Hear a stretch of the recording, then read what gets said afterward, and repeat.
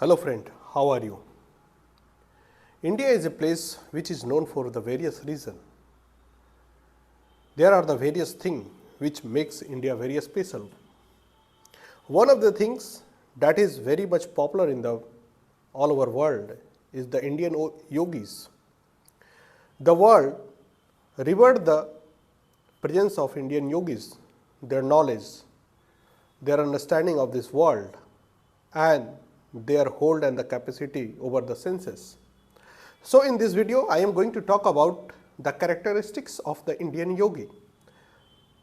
If you want to be the part of yoga, if you want to be a yogi, then what are those characteristics anybody can expect from you, or that is quite natural that you should have. The first important thing that any yogi should have is the command over the senses.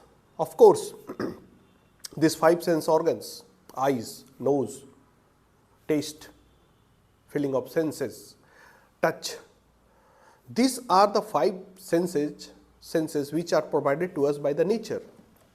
But having command over the senses can help you out to take the correct decision, to take the correct judgment, and to be comfortable in any of the situation.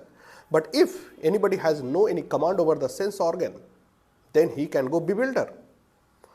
Once some situation will come, he will be overexcited. If again situation will come, he will be falling down. So, the command over the senses is an criteria which the yogi should hold. It does not mean that once you have got the command over the senses, then it is done with. Again and again you have to practice this. This is the overall practicing. Day by day you will have more level of precision, more level of command, more level of command over self, and that is very good. So, this is the first criteria. Now, the second criteria is that the intrapersonal communication is the highest in the yogi. Of course, it does not mean that if anybody is yogi, he is not comfortable to talk with anybody.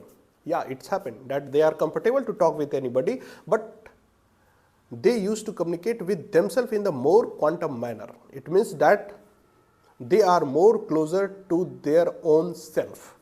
They better communicate with themselves. They try to justify the thing, evaluate the thing, analyze the thing, observe the thing, then they come to any conclusion. So, intrapersonal communication is highest in the yogi. Even they practice it, they meditate it. So, intrapersonal communication is one of the factor which the Indian yogis or any yogis, any part of the world, they do more than any common people have. So, this is the second criteria. Now, the third criteria is that the yogi should have command on their anger. Of course, this is very important criteria. We have seen that many people on the very petty issue, they used to start quarreling with each other. So, as I have said that if anybody has the command over the sense organ, then ultimately this command will give you the command over the anger also, anxiety also, depression also. So, all of this feeling will be in front of you, but you will not be getting affected of all this thing.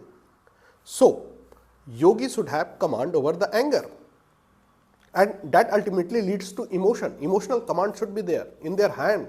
They know where to apply the emotion, and they know how to control the emotion. And emotion is the flood and ocean also. It is very tough and hard to having a bit of command over it. We used to follow our emotion, but hardly it happens that emotion follow us. And once the emotion start following you, then the miraculous will start happening in your life. So, commanding over the emotion is a very great trait, and the yogis has having with that command with them. They have the command over the anger. So, this is the quality. Again, the next quality that is important, I think it is fourth one, that the yogi want a place of loneliness or solitude. Of course, for all this process, for contemplation, meditation, the yogi wants that a place should be there where nobody will interfere in their activity, whatever they are doing.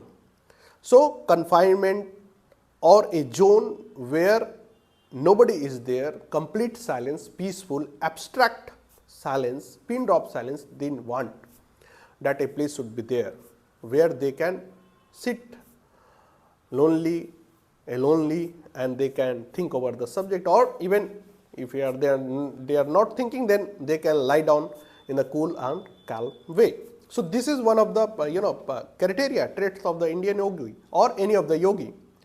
Now this is the fifth one that is very important, that each and every yogi, they used to practice some of the method or way through which they can do transcendental communication. Transcendental communication, that is above this world, that is above the being, that is with the highest being or the invisible. So each and every yogi, they have some level of the communication, some of the level of the factor which help them out to communicate with the highest being, and that is the transcendental form of the communication. So somebody used to do meditation, somebody used to do yoga, somebody used to do pranayama or other way, and meditation has also different way. So each and every man with this yogic characteristics, they used to do some form of the communication which help them out to communicate with the highest being. So this is the criteria of the yogi. Now the next important criteria of the yogi is that they are passionate to leave the things, that is renunciation, and they are also passionate to achieve something.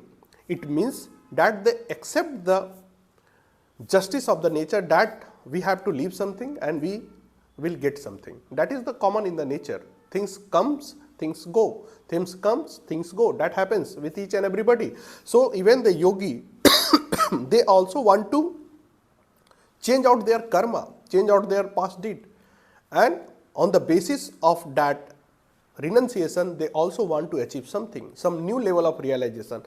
This new thing not necessarily mean any object, something or some post. New level of the feeling, new level of achievement. So whatever the common people wants to get from the life through the object, through the post, or through any social publicity, popularity, the yogi, they got the things by their vibration itself. So all is the form of realization. So once you have got the realization, then that is well and okay. So the Indian yogi, they used to get the realization from the different feelings. So for that purpose, they used to renunciate the old realization, old feeling, old thought process, and on the basis of that, they used to get the new realization, new feeling, and ultimately that new thing makes them the young, bold, and energetic, powerful. Now the next important thing is that is the sixth point, is that the yogi does not believe in the age factor or oldness factor. Of course, this is correct, this is true, that once anybody practice the yogi, then they are not dependent upon their sense organ for the enjoyment. So ultimately they got the highest level of enjoyment, and if they are ultimately getting the enjoyment throughout the time, throughout the moment, throughout the body, then they forget that there is the age factor behind any of the feeling, enjoyment, or any of the thought process, and they have the plenty of the energy with them, more than the youth have, more than the young age have. So ultimately this energy makes them to feel that they are much younger, much youth than anybody else. So age is no any factor for them, for discovery also, for knowledge also, and for growth and development of the personality also. So this is very important point, that age is no any barrier for the yogis. Now the next important factor, that is I think seventh factor, is that the yogis are very closer to the gods. They feel that. Why? Because they believe in intrapersonal communication, and you people who has a little bit knowledge about the intrapersonal communication, then they know that the intrapersonal communication is very truthful communication. Means nobody can hide, nobody can escape, nobody can falsely communicate with oneself. You know that you are even speaking wrong, then you know that these things are wrong. So the true nature of this intrapersonal communication is that we cannot deceive ourselves, and the God is our inner self. So the yogi believe that we are very closer to God, we are very lovable to the God, and that's the power which makes them to feel special. So hardly they bother that somebody asks them for proper dignity or not, somebody has given them place or not, somebody is caring for them or not. They think that they can care themselves, they have the special place in the society. Hardly bother it matters that other one is caring or not. So this is the quality of the yogi. Again, the next important point is that is eighth point is that the yogis believes in internal engineering. And what is that? Internal engineering means they always try to build internal part of their personality, more power, more balance, more active, more calm, more peaceful, and they always strive for it. They always keep on trying and trying and trying and trying, because on the level of that they have the power of creativity, they have the power of silence, and they have the power of vision also. Even they have the power to judge also, they have power to decode the unknown also, and these particular things make them to feel, of course, special. So these are the important characteristics of Indian yogi, what I have described just now. So how you feel this video is, whether this is helpful to you or not, or whether you want to be a yogi or not. If it is so, then write in the comment, and you can also give your like. If you have not subscribed to my channel, do it. So we will meet with some more important and hot topic. Till then, bye bye.